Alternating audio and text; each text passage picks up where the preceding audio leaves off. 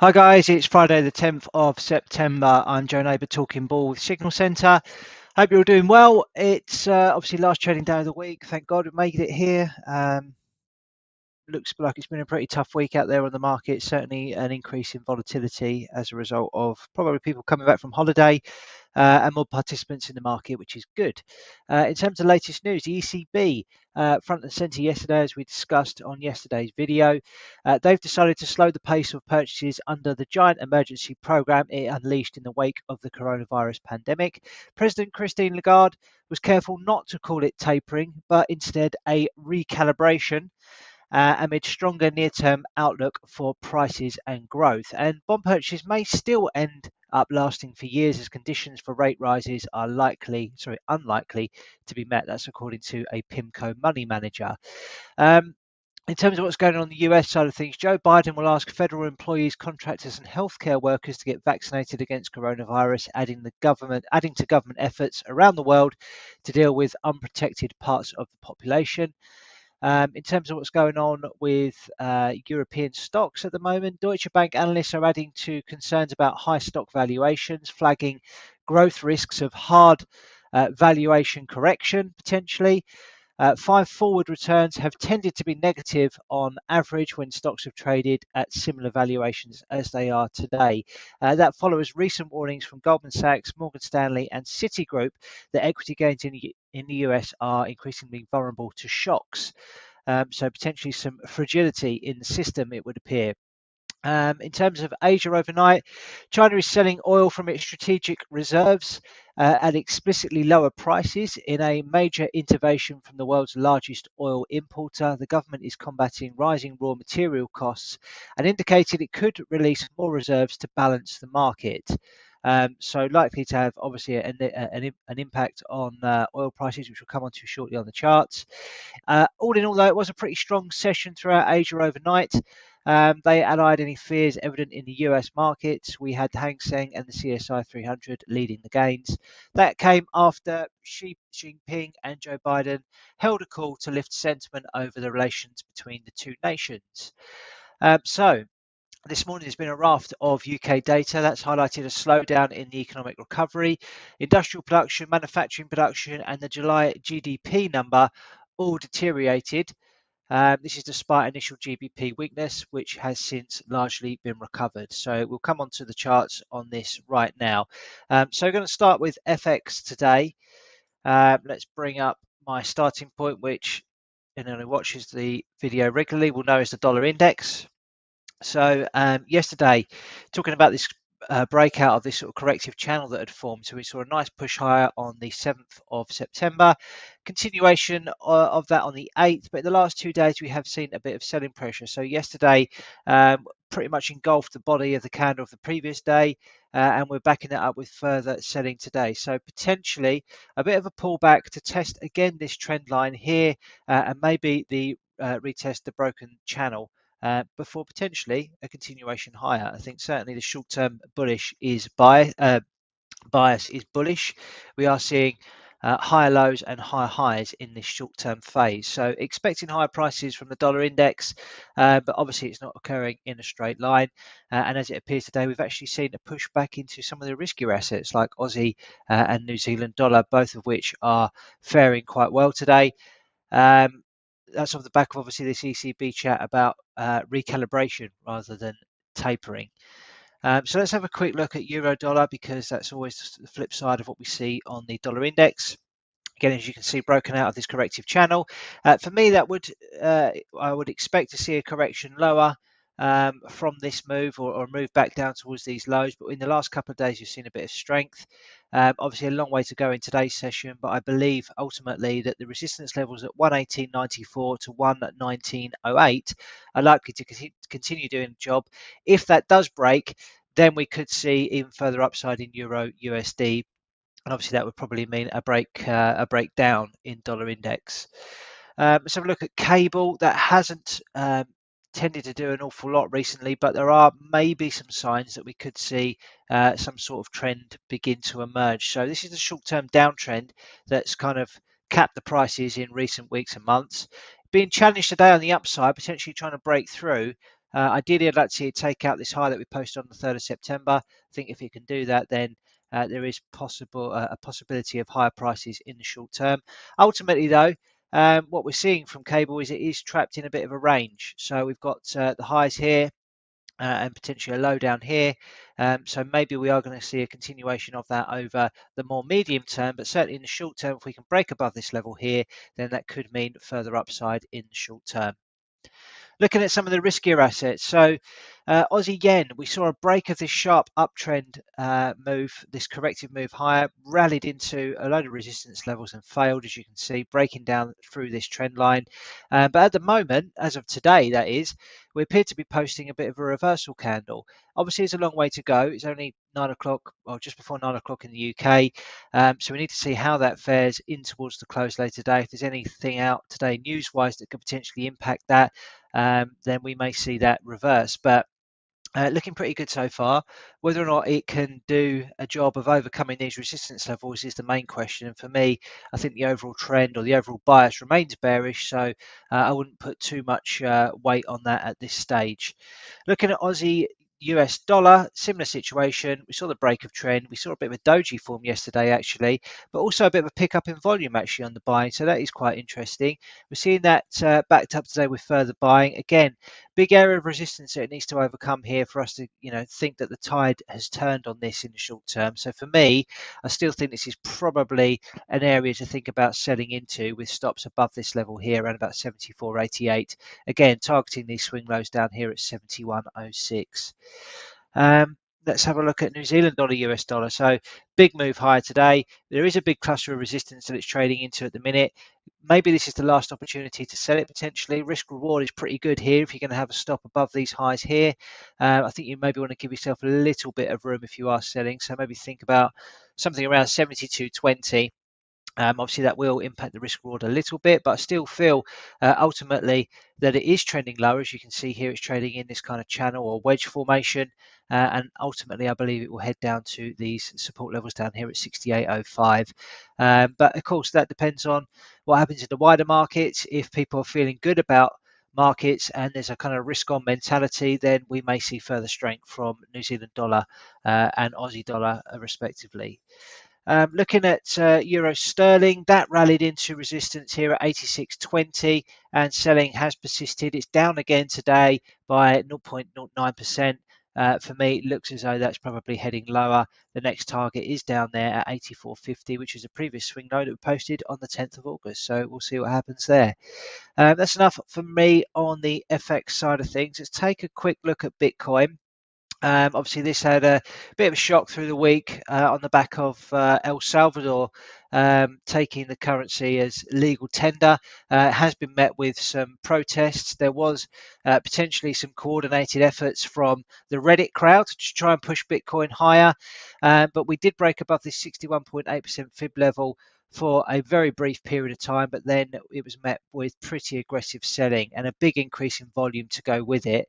We've broken down through this short-term channel, if you like, or this short-term uptrend, and we remain below it at the moment. Price action over the last couple of days has been quite limited in terms of the sizes of the ranges and not really giving us any further indication. So clearly a bit of a battle going on between the bulls and the bears at the moment with this.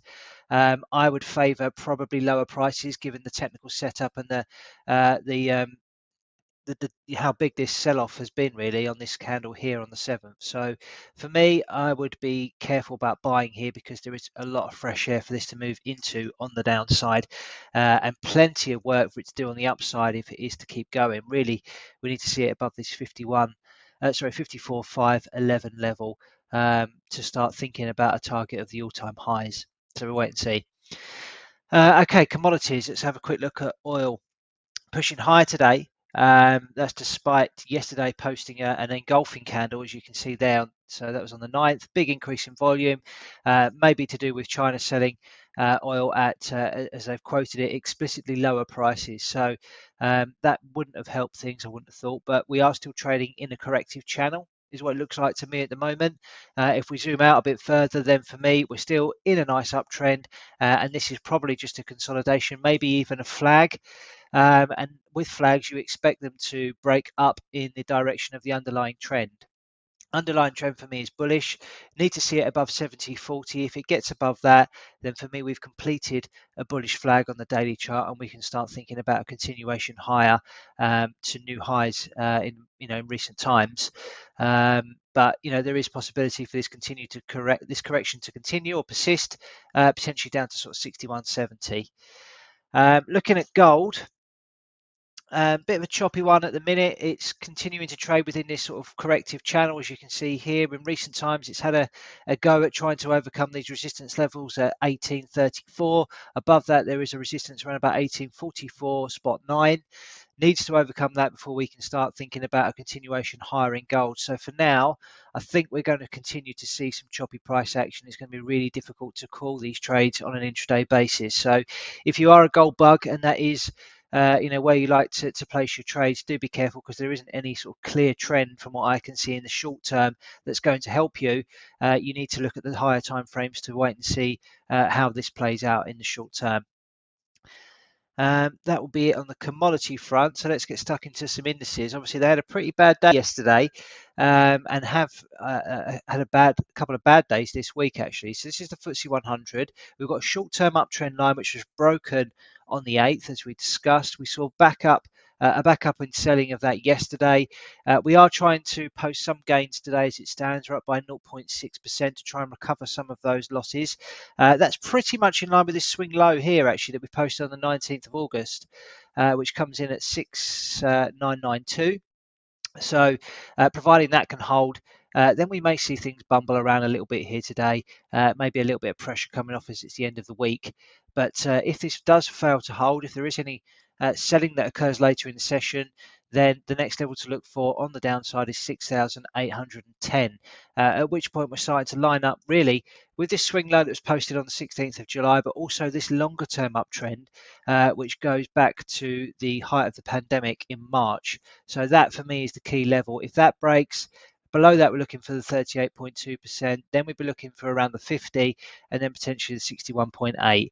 And don't forget, some of these major banks now, Deutsche, Goldman Sachs, Morgan Stanley, Citigroup, they're all talking about how fragile stocks could potentially be on any kind of sell-off. So they're all talking about valuations again. Whether or not that means anything or is likely to have a say in anything that happens with the markets, obviously none of us know at this stage, but maybe it is worth heeding a bit of advice. And this break in the short-term trend may be an early kind of indication or warning sign that things could be about to turn on equities.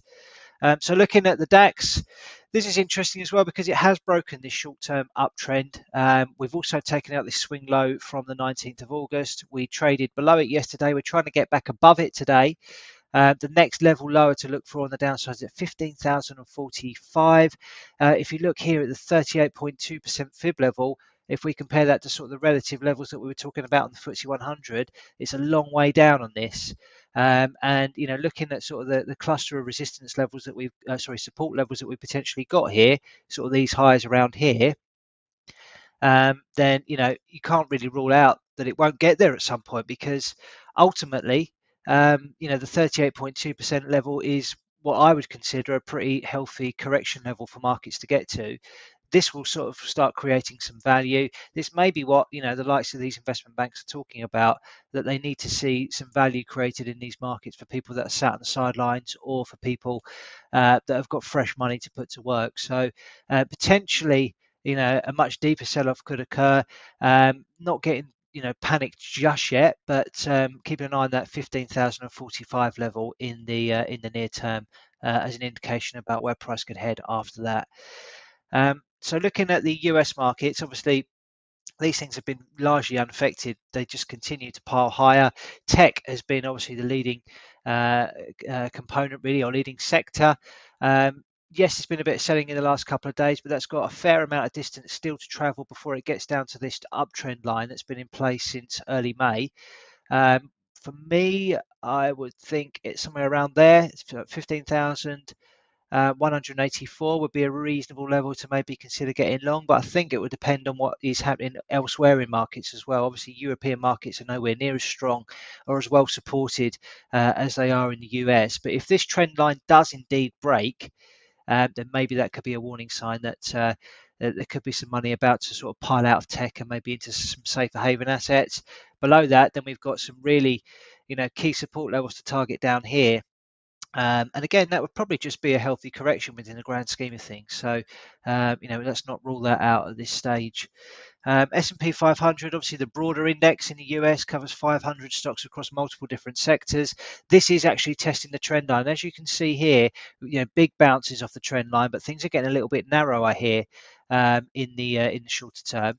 So whether or not there is likely to be a break here, I don't know, but if it does break down below this trend line, first call on the downside is down at 4,352, and then we've got multiple levels to target on the downside below that. So if there is to be a break in trend, I wouldn't be necessarily piling in at the first sort of level of support, because this could play out over a bit of time.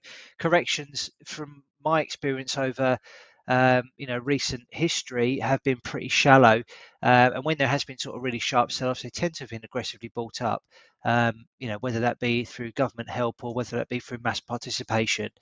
So worth keeping an eye on this trend line. I think this is the market you need to be paying attention to. As I said, it is the broader index in the US, rather than NASDAQ, which is very tech specific, or the Dow, which only has 30 components. So let's keep an eye on this over the coming days and weeks. That'll do from me on the roundup of the charts to finish off the week. Let's have a quick look at the guns ahead trades from yesterday. So obviously only me, as Steve is away. Let's have a quick look. So I went long of the Dow Jones yesterday, and I was 55 ticks offside come 9 p.m. It was looking pretty good at one point. I'll see if I can bring the chart up in a second. So 0.34R down on that yesterday. So here's what I was looking at on the Dow Jones, and purely because most of the time when you see dips in these US markets, they tend to get bought up pretty aggressively. So that's where I went long yesterday. As you can see, it did tick up nicely. It didn't get too far away from the target really, but then just died into the 9 o'clock close when we shut these trades off, meaning that was offside. So I consider myself a bit unlucky. I think if you were micromanaging this, then maybe you'd have done a better job of holding on to some profits. But obviously we don't touch these trades. We just let them get on with it and see what happens. So now I've got to try and find something, and just going to flick through some charts on the hourly basis to see if anything immediately catches my eye, and there's something to have a look at. So just give me a second here.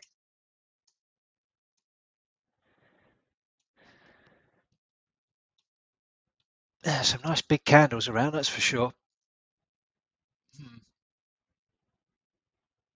Okay, that looks quite interesting, and I'll tell you why. Just eyeballing that, see if there's a trend line. So two big impulsive candles here on the downside. So we've posted a bit of a shooting star there, backed up with a massive downside candle. Bit of consolidation, bit of a push higher, big engulfing candle here, bearish outside candle formed on the hourly chart, threatening this trend line as well. This would be obviously supportive of more Aussie strength. So that would suggest that I'm looking for kind of this risk on move to continue really. Obviously we've had a lot of data out from the UK today as well. So, while we continue to digest that, that may have an impact on price. So I'm going to have a go at selling this anyway, because I like the looks of these two candles. We make these calls with the gun to our head, so take them please with a pinch of salt. It's trading at 1.8751. Going to go short at that level. Stop loss of which is about 50 ticks actually, just above these highs here. It's right on a round number, which I'm not thrilled about. So let's give that a little bit of room. So 1.8802. Targeting a move down to these swing lows feels probably quite ambitious for an intraday move, but you never know. Price target is at 185.52. So let's just put that a bit in front at 55. So looking for 3.8R on this today, and I've purely got on this based on, in the short term I can see it's been trending lower. It's had a bit of a bounce back. Let's see if there's any fib levels around here to help my cause. Yeah, so look at that, right into the 38.2. Got some reversal type candles forming.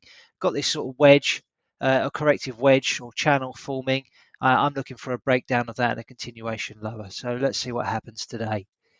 Okay, day ahead, what to expect. So it is Friday. Obviously, we've had the main event out the way, which was the ECB yesterday. But today we've got at 1:30 US PPI numbers. Price is expected to rise 0.9% month on month. So keep an eye on anything linked to the US dollar come 1:30. And also at the same time, we've got the Canadian jobs report. The previous month saw 94,000 jobs created and an unemployment rate of 7.5% in Canada. So if you've got anything linked to the Canadian dollar, keep an eye on that. It's a volatile currency pair at the best of times. So, that'll be a well-watched number. So be aware if you have any CAD exposure at 1:30 today. That's it from me. I'll be back on Monday. I hope everybody's had a good week and has a good weekend. And until then, trade safe, everybody. Goodbye.